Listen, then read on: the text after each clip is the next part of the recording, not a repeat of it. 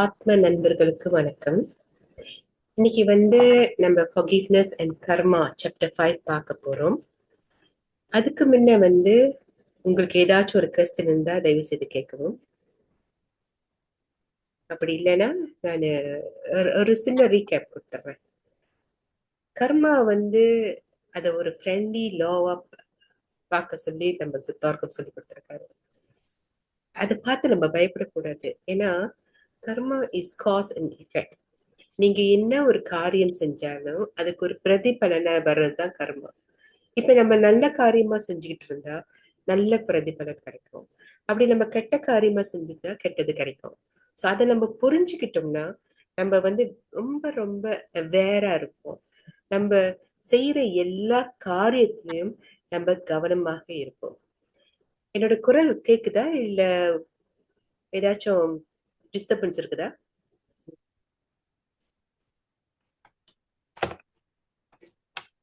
Masters யாராச்சும் பதில் சொல்லுங்க. கேக்குது இல்லம்மா? கிளியரா இருக்குதா? எஸ். எனக்கு ஒரு மாதிரி சத்தம் வருது தான். ஓகே, தேங்க்ஸ்மா. தேங்க்யூ வெரிமா. ஓகே, இன்னைக்கு நம்ம பாக்குறது forgiveness அண்ட் கர்மா. forgiveness என்றால் மன்னிப்பு. சோ மன்னிப்பு நம்ம எப்படி பாக்குறது? எக்ஸாம்பிள், இது இந்த சாப்டருக்கு போற முன்னுக்கு நான் ஒரு ஒரு இத மன்னிப்புனா என்னன்னு நான் உங்களுக்கு எக்ஸ்பிளைன் பண்றேன். மன்னிப்புனா ஒருத்தவங்கள நம்ம ஒருத்தவங்கள forgive பண்ணி விடுறது. எக்ஸாம்பிள், இப்ப ஒருத்தர் உங்கள்ட்ட இருந்து பணத்தை பறிச்சுட்டாரு. நீங்க போய் கேக்குறீங்க அவர்கிட்ட. அவர் சொல்றாரு, என்னால இப்ப தர முடியாது, நீ என்ன தலைக்கீழ நின்றாலும் நான் அந்த பணத்தை கொடுக்க மாட்டேன்னு. அப்ப நமக்கு என்ன வரும்? நமக்கு சரியான ஆத்திரம் வரும். அது அவர் மேல ஒரு யூனோ பழி வாங்கும் உணர்ச்சி கூட வரலாம். ஓகே, இந்த மனுஷன் என்னை ஏமாத்திட்டாரு, நான் இவரை எப்படியாச்சும் வச்சு செய்யணும் அப்படிலாம் நம்ம நினைப்போம். ஆனா தோற்கம் என்ன சொல்றாருன்னா, இந்த மாதிரி சுச்சுவேஷனை நீங்க என்ன, அந்த மனிதரை நீங்க மன்னிச்சு விட்டுருங்க. அப்படி நீங்க மன்னிச்சு விட்டுறதுன்னா அவரை மட்டும் நீங்க மன்னிக்கல, உங்க கூட உள்ள தன்மை, உங்கள் உள்ளுக்கு இருக்கும் தன்மை, அந்த மன்னிப்பு செய்யறதுனால அந்த ஒரு பாரம் குறையும் உங்களுக்கு. அதனால்தான் நம்மளோட ஸ்பிரிச்சுவல் சொல்லுவாங்க, forgive and forget. சில பேர் என்ன சொல்லுவாங்க, நான் forgive பண்ணுவேன் ஆனா forget பண்ண முடியாதுன்னாங்க. அப்படி அது வேலை செய்யாது. forgiveனா மனசார நீங்க ஒருத்தவங்கள மன்னிச்சு விடும்போது அவங்களோட நினைப்பு உங்களுக்கு வராது. சோ அதன் மூலமாக நீங்க forget பண்ணிருவீங்க. ஓகே, அதுதான் மன்னிப்பு. சோ மன்னிப்பு நியூ பியூட்டிஃபுல் ஒப்போனப்போ கான்செப்ட் இருக்கு, பிரேயர்ஸ் இருக்கு. I'm sorry, I love you, please forgive me, thank you. இது என் வாழ்க்கையில நான் ஆராய்ச்சி செஞ்சதுல it has help me a lot. Okay, நம்ம குடும்பத்துல சில சில சமயத்துல எல்லா நேரமும் அது சுமூகமா போகாது பாருங்க. சோ ஏதோ ஒரு மனக்கசப்பு நமக்குள்ள இருந்துகிட்டே இருக்கும். ஆனா நம்ம போய் அவங்கள்ட்ட ஒரு மன்னிப்பு கேட்கறது அந்த ஈகோ விடாது. ஈகோ நம்மள தடுக்கும். இந்த யங் பீப்புள்கிட்ட நீ மன்னிப்பு கேட்கணுமா, இல்ல உன் புருஷன் கூட நீ மன்னிப்பு கேட்கணுமா, அந்த ஈகோ பேசும் பாருங்க. அது ஈகோ எல்லாத்துக்கும் இருக்கிறது தான். அந்த ஈகோவை நம்ம குறைக்கத்தான் வழி பார்த்துட்டு இருக்கோம். ஓகே, எனிவே, சோ அந்த மாதிரி இருக்கும்போது நீங்க என்ன செய்யுங்க, அந்த மனிதரை அவங்களோட சோலை நம்ம முன்னுக்கு கொண்டு நீங்க I'm sorry, I love you, please forgive me, thank you. So முதல்ல நம்ம என்ன செய்யறதுன்னா, நம்மளே மன்னிக்கணும். நம்ம என்ன செஞ்சிருந்தாலும் நம்ம பல வருஷமா நம்ம நமக்கு நமக்கு நாமே பல இது செஞ்சிருப்போம். நம்மளுக்கு சோல்க்கு எகெயின்ஸ்டா நம்ம பல வேலைகள் செஞ்சிருப்போம். சோ அதனால நீங்க உங்களை நீங்களே மன்னித்துக் கொள்ளுங்க. I'm sorry, I love you, please forgive me, thank you. So அது செய்ய செய்ய ஐ டெல் யூ, உங்க மனசுல உள்ள பாரம் குறையும், அந்த இறுக்கமான உணர்வு குறையும். You will feel so free. அதை நான் உணர்ந்தேன், அதனால உங்கள்கிட்ட ஷேர் பண்றேன். அதே டைம் as I said, உங்களோட கணவன், உங்களோட பிள்ளைங்க, அவங்ககிட்ட எல்லாம் நம்ம ஈகோ இருக்கிறதுனால நம்ம போய் மன்னிப்பு கேட்க மாட்டோம். சோ அவங்கள நினைச்சிட்டு let you say I'm sorry, I love you, please forgive me, thank you, இந்த மாதிரி நம்ம சொல்லிட்டு வந்தா அதுலயும் ஒரு ஒரு அமைதி நம்மளுக்கு கிடைக்கும். இப்ப சாப்டருக்கு போவோம்.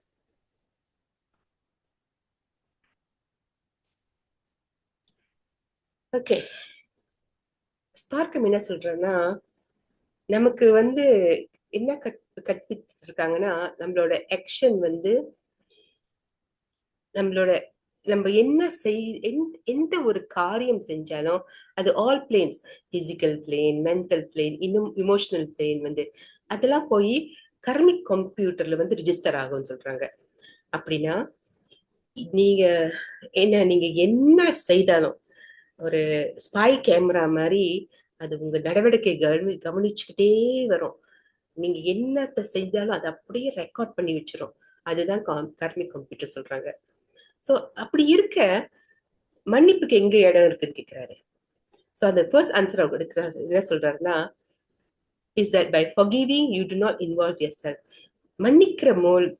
ஒருத்தவங்களை மன்னிக்கிற மூலம் நம்மள வந்து நம்மளோட பேட் கர்மாவை நம்ம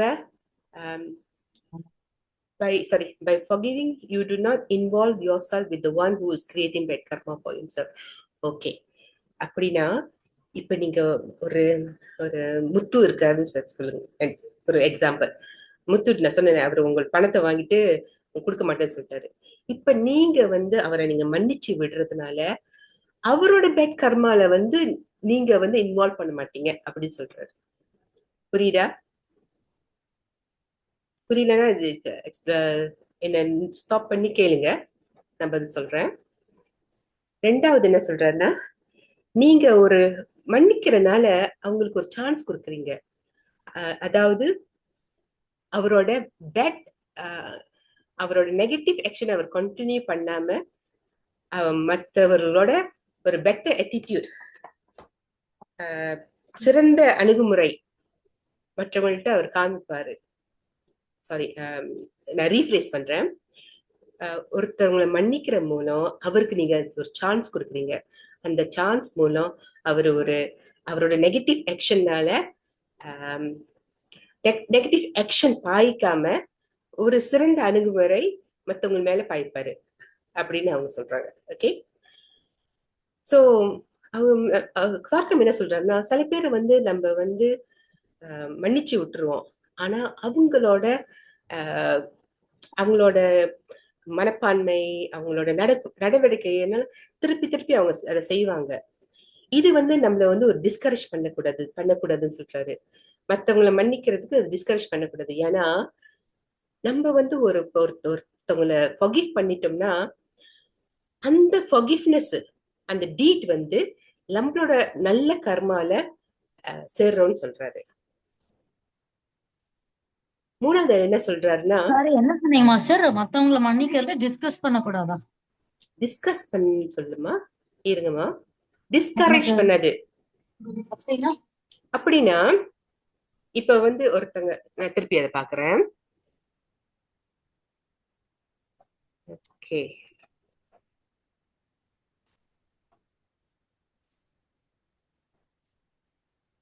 this should not discourage people in forgiving. That means discourage na தமிழ்ல என்ன சொல்லுவாங்க?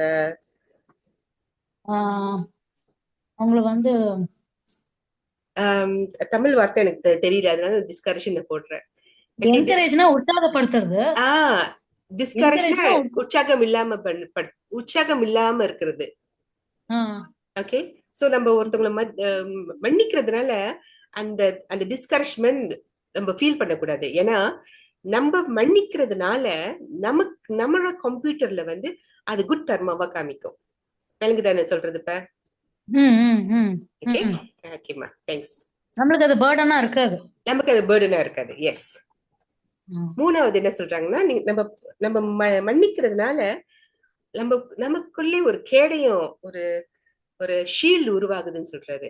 அந்த ஷீல்டு உருவாகும் போது மத்தவங்களோட அந்த நம்ம சொல்லுவோமே, எப்படித்தான் ஒரு மனிதனை மன்னிச்சாலும் அவங்க வந்து சில சமயத்துல அவங்க புத்திய காமிக்கத்தான் இருப்பாங்க. சோ அவங்க வந்து நம்மள வந்து இவங்க ஒரு ஞானி நம்மள மன்னிச்சிடுறாங்கன்னு அப்படின்னு ஒரு மாதிரி கதை பேசுவாங்க பாருங்க. இல்ல டிஸ்கரேஜ், நம்மளை பத்தி இல்லாதும் பொல்லாதும் மத்தவங்கிட்ட சொல்லுவாங்க பாருங்க. அதெல்லாம் சொல்லும் போது அது நம்மள வந்து தாக்காதுன்னு சொல்றாரு. நம்மளோட மென்டல் பாடியை வந்து அது தாக்காது. அது வந்து நம்மள எந்த விதத்திலையும் பாதிக்காதுன்னு சொல்றாரு. நம்ம அந்த forgiveness செய்யும்போது. புரியுதா? அதாவது நம்ம வந்து இன்னொருத்தரை மன்னிச்சிட்டோம்னாக்க whatever that they are doing will not you will not get affected through that. ஏன்னா எஸ். அது உங்களுக்கு பேர்டனா இருக்காது. அவங்க அவங்க பாட்டுக்கு அவங்க செயல் செஞ்சுட்டே போயிருப்பாங்க. நீங்க வந்து you will be unaffected with what they are doing. ஏன்னா அது உங்களுக்கு பேர்டனாவே இல்ல. பேர்டன் இல்ல, பிகாஸ் forgiveness வந்து ஒரு கேடைய மாதிரி நம்மள சரி. சுத்திர ஆர அது வந்து ஷீல்ட் பண்ணிடுறோம். ஷீல்டு பண்ணிக்கிறீங்க. நீங்க வந்து உங்களை ஷீல்டு பண்ணிக்கிறீங்க through that. Yes. Super. Okay.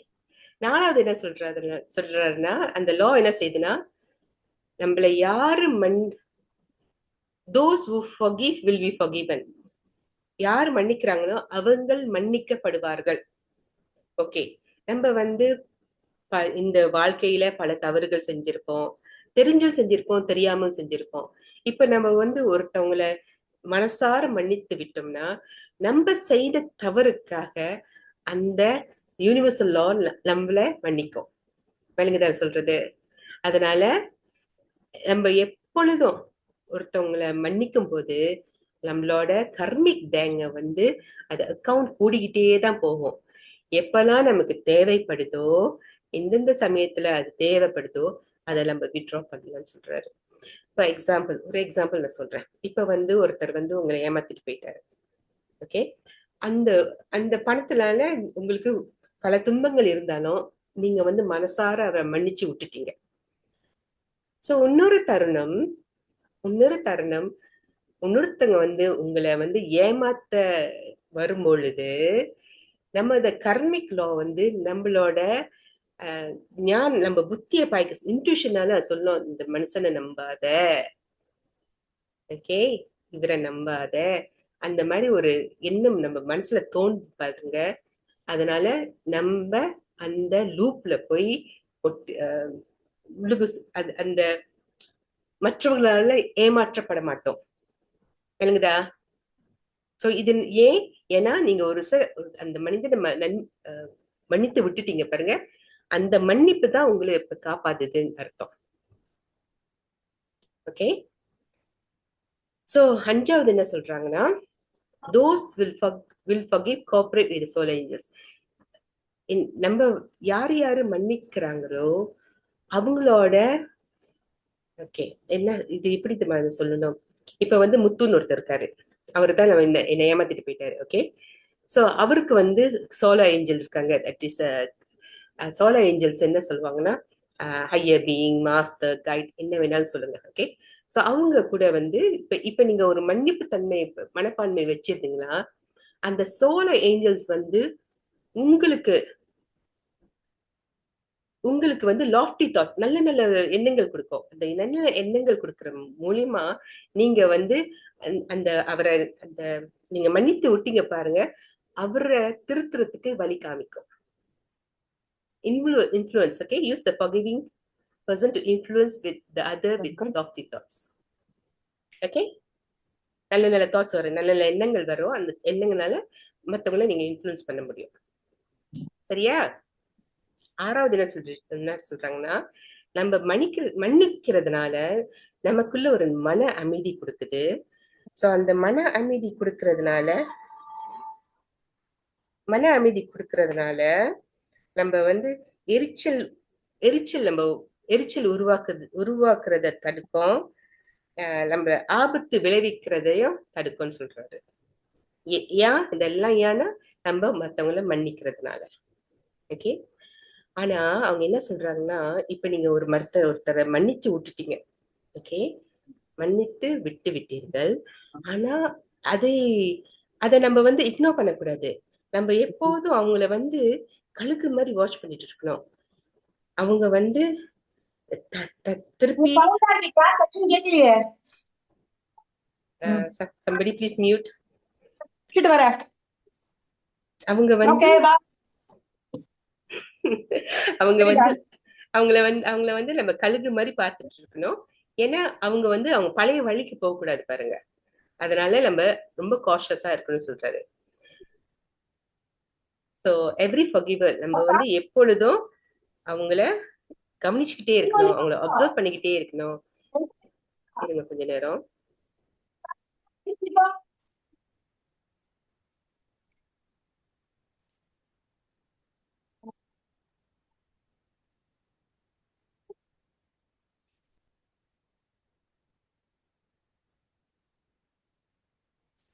Okay, என்னால மியூட் பண்ண முடியல.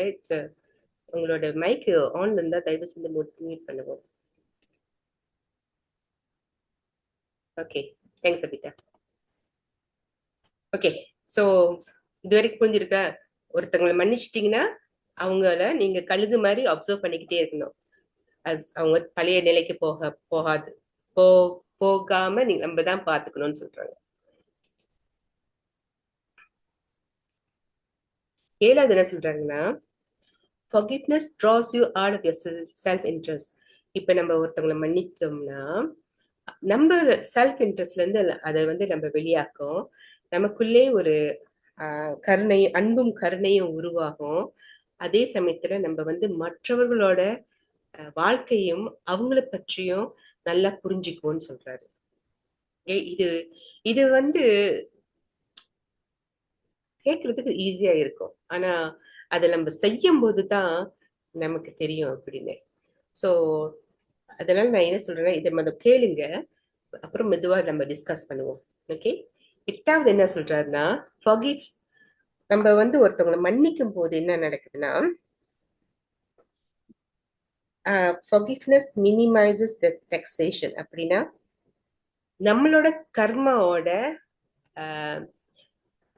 டெக்ஸேஷன் என்னன்னா பாக்குறேன்னா, உங்களின் கர்ம செயல்களுக்கான வரியை அது குறைக்குதுன்னு சொல்றாரு. சோ நீங்க ஒரு தப்பு செஞ்சிருக்கீங்க, ஆனா நீங்க பல பேரை மன்னிச்சு விட்டுருக்கீங்க. அதனால அந்த தாக்கம் உங்களுக்கு அவ்வளோ பயங்கரமா இருக்காதுன்னு சொல்றாரு. ஓகே, 9வது என்ன சொல்றாருன்னா, எப்பொழுதெல்லாம் நீங்க ஒருத்தவங்க மேல ஆத்திரமாவும் ஒரு ஹேட்ஃபுல்லா ஒருத்தவங்க உங்களை ஹர்ட் பண்ணிட்டாங்கன்னு அந்த ஃபீலிங் உங்களுக்கு இருந்துச்சுன்னா, ஓகே, இப்ப நான் சொல்ல இப்படி இந்த மாதிரி பார்ப்போம். இப்ப முத்து என்னை ஏமாத்திட்டு போயிட்டாரு. சோ முத்துவை நினைக்கும் போதெல்லாம் எனக்கு ஆத்திரம் வருது, அவர் மேல ஒரு ஒரு பயங்கர கோபம் வருது. அந்த மாதிரி நான் நினைக்கும் போது என்ன ஆகுதுன்னா, முத்துக்கும் எனக்கும் ஒரு சேனல் கிரியேட் பண்ணுது. சோ அந்த சேனல் கிரியேட் பண்றதுனா, ஒரு வழி கிரியேட் பண்றதுனால என்ன நடக்கும்னா, அவரோட கெட்ட பழக்கம்லாம் என்னோட ஓரா கண்டாமினேட் பண்ணும். இது புரியுதா சொல்றது? இப்ப முத்து என்னை ஏமாத்திட்டாரு, ஆனா முத்து மேல நான் ஆத்திரமா இருக்கிறேன், எப்போதும் அவரை பத்தி நினைச்சிட்டு இருக்கிறேன். அந்த மாதிரி இருக்கும்போது ஒரு சேனல், ஒரு வழி இஸ் கிரியேட்டட். முத்துக்கும் எனக்கும் ஒரு தொடர்பு வருது. அந்த தொடர்பு மூலம் முத்துவோட கெட்ட கெட்ட எண்ணங்கள் என்னோட ஓரா பாழாக்குது. ஓகே, சோ அதனால என்ன நடக்குதுன்னா, இப்ப நான் முத்து பத்தி நினைச்சிட்டு இருக்கேன்னா நானும் முத்துவாயிருவேன். அவரோட அவரோட அவரோட நடவடிக்கை, அவரோட பேச்சு, அவர் மாதிரி நான் ஆயிடுறேன். சோ அதனாலதான் சொல்றாங்க, இத பத்தி நீங்க வெறியே பண்ணாதீங்க. உங்களுக்கு தெரியும், இப்ப நீங்க மத்தவங்களை நீங்க மன்னிக்கலன்னா, இதே ஆத்திரத்தோட இருந்தீங்கன்னா நீங்க அந்த ஆளாகவே மாறுறீங்க. சோ என்ன செய்யுங்க, எல்லாத்தையும் கர்மிக் லாட்ட சரண்டர் பண்ணிருங்க. அந்த கர்மிக் லாட் அவங்களுக்கு தெரியும் எப்படி முத்துவை பாக்குறதுன்னு. உங்களோட உங்களோட வாழ்க்கைய நீங்க என்ன சொல்றதுன்னா, உங்களோட எண்ணங்கள், சிந்தனைகள், செயல்கள் எல்லாம் தூய்மையாகி வச்சுட்டுப்பாங்க. சோ நீங்க உங்க வாழ்க்கையை மேம்படுத்துங்க, மத்தவங்களை பத்தி நீங்க நினைக்காதீங்கன்னு இவர் சொல்றாரு. ஓகே, சோ அது வரைக்கும் தான் இன்னைக்கு ஷார்ட்டா ஸ்வீட்டா முடிக்கலான்னு இருக்கேன். உங்களுக்கு ஏதாச்சும் கேள்வி இருந்தால் தயவு செய்து கேட்கவும். ஆக்சுவலா என்னோட குரு ஒருத்தர் சொல்லுவாரு, அக்கா, if you don't forgive that person, you will become like that person அப்படின்னுவாரு. So better forgive. அவங்களோட குவாலிட்டிஸ்லாம் உங்களுக்கு வந்துரும். அதுதான் இவரும் சொல்றாரு. நாட் ஒன்லி தான், அந்த குவாலிட்டிஸ் கூட வராது, அந்த குவாலிட்டிஸ் வரும், நம்மளோட ஆராவும் டேமேஜ் ஆயிரும் சொல்றாரு. But sometimes, Akka, it takes some time for us to come out of that state. Everything takes time. No hurry, no worry. நம்ம பத்ரிஜா சொல்லிட்டாரு, no hurry, no worry, take your time. Forgiveness ஒருத்தவங்க நம்மள ரொம்ப, நான் stop பண்ணிக்கிறேன்.